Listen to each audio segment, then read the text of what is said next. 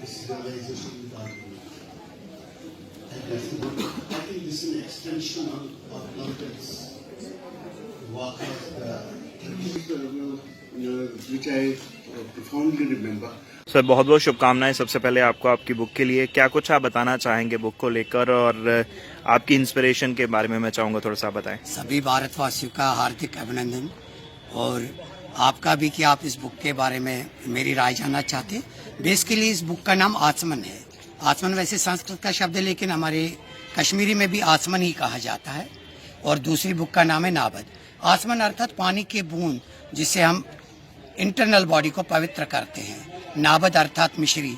तो ये मैं कोई शायर नहीं हूँ। एक छोटा सा मेरा प्रयास है भारतवासियों के लिए कि जो जीवन का यथार्थ है अर्थात जो जीवन की सच्चाई है वो उन तक पहुँचे।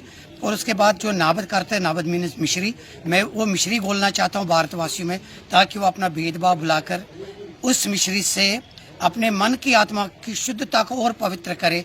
और जो हमारे इस समय खासकर इस कलयुग में जिस चीज से हम गिरे हुए हैं हम उसे दूर निकलकर परमार्थ के रास्ते पर चले जाए। इसका आइडिया की बात करें तो वो आपको कैसे आया? ये बचपन से ही माँ के गर्भ से ही मुझे ऐसा है। लिखता तो मैं बहुत छोटी उम्र से ही हूँ। ये लगभग मेरी 18वीं पुस्तक है लेकिन आज तक बचपना मैं लिखता रहा, बांटता रहा।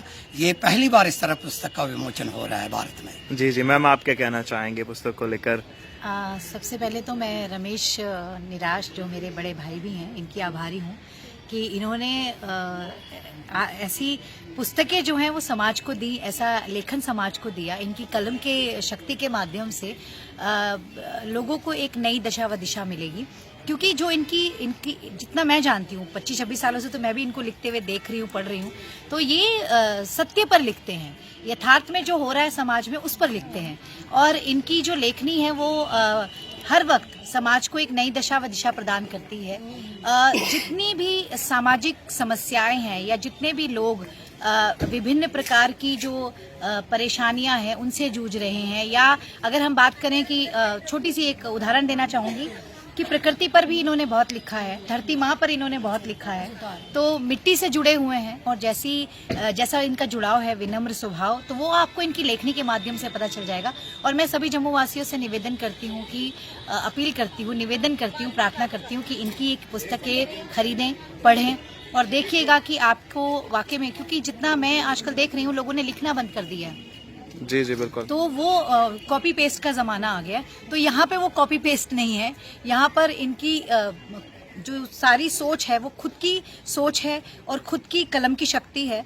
और जितना तारीफ की जाए उतनी कम है। दूसरा मैं कहना चाहूँगी मेरे जो पति देव हैं मिस्टर वीरेंद्र लंगू, कल्पना कला केंद्र के ऑर्गेनाइजर हैं, इनके गुरु भी हैं, बड़े भाई भी हैं। और हमेशा मैं तो इनकी जोड़ी जो है वो राम लक्ष्मण वाली जोड़ी देखती हूँ कि हर कार्यक्रम में ये लोग आपस में साथी होते हैं और एक दूसरे को बहुत सपोर्ट करते हैं। तो ये जो भाईचारा है ये कश्मीरी पंडितों से मुझे देखने को मिला, जो जनरली होता नहीं है। मैं तो खुद भी कई बार कहती हूँ कि फर्स्ट कजन के बाद रिश्ते खत्म हो जाते हैं, पर इनके यहाँ तो दूर दूर तक रिश्ते इतने इन्होंने संजो के रखे हैं। इवन अगर ब्लड रिलेशन नहीं भी हो वो भी साथ में इनके कंधे से कंधा मिलाकर चलता है और सपोर्ट करता है। और वो भी आपको इनकी लेखनी के माध्यम से देखने को मिलेगा कि आपसी प्रेम और भाईचारा हम कैसे बढ़ाएं, कैसे हम समाज को एक नया रास्ता दें। धन्यवाद। जी मैम। जी मैं बस इतना ही कहना चाहती हूँ। मैंने अपने पिताजी को हमेशा यही बोलते हुए देखा है कि वो अपने कल्चर को दुनिया के सामने दर्शाना चाहते हैं, प्रदर्शित करना चाहते हैं। वो दिखाना चाहते हैं सारे भारतवासियों को कि कश्मीरियत क्या है और कश्मीरियों का कैसा कल्चर है। वो अपने लेखन के ज़रिए भी दूसरों को यही दिखाना चाहते हैं और उनकी आज मेहनत बुक्स के द्वारा निकली है। और मैं सबसे निवेदन करती हूँ कि वो बुक्स को पढ़ें और देखें कि हमारे कल्चर में कितनी मिठास और कितने इंटेलेक्चुअल लोग हैं हमारे यहाँ, जो कि जैसा कि आज के चीफ गेस्ट ने भी बोला, बट हम we are too humble to process that and to show to the society.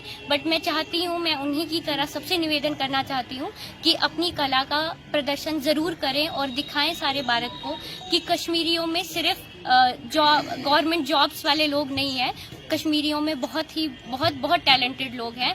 सिर्फ लेखन और गायन भी नहीं, और भी बहुत तरह की कलाएं कश्मीरियों में हैं।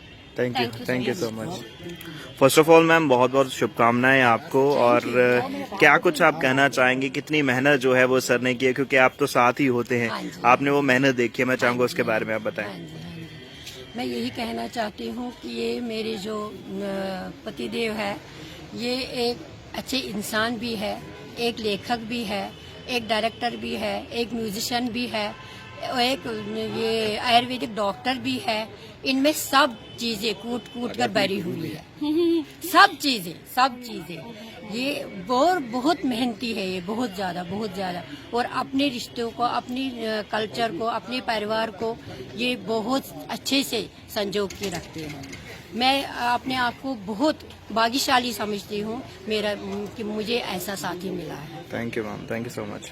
जी सर, क्या कहना चाहेंगे आज की बुक रिलीजिंग को लेकर, और क्या संदेश रहेगा आपका? सर, आज का जो बुक रिलीज है, 2 बुक्स हो गई, आत्मन एंड नावल, डॉक्टर रमेश निराश की। और ये मैं लोगों से अपील करूंगा, ये पढ़नी चाहिए और बहुत कुछ ज्ञान मिलेगा इससे। ये कश्मीरी में है दोनों, मगर उर्दू लिपि में भी है, देवनागरी लिपि में भी है। ये इसकी खुसूसियत है। ठीक है जी। इस प्रोग्राम का जो मेन मकसद है, जो भी राइटर है, जो भी आर्टिस्ट है, इनको एनकरेजमेंट करना, ये हमारा मकसद होता है। ठीक है जी जी, okay, thank you sir. Thank you.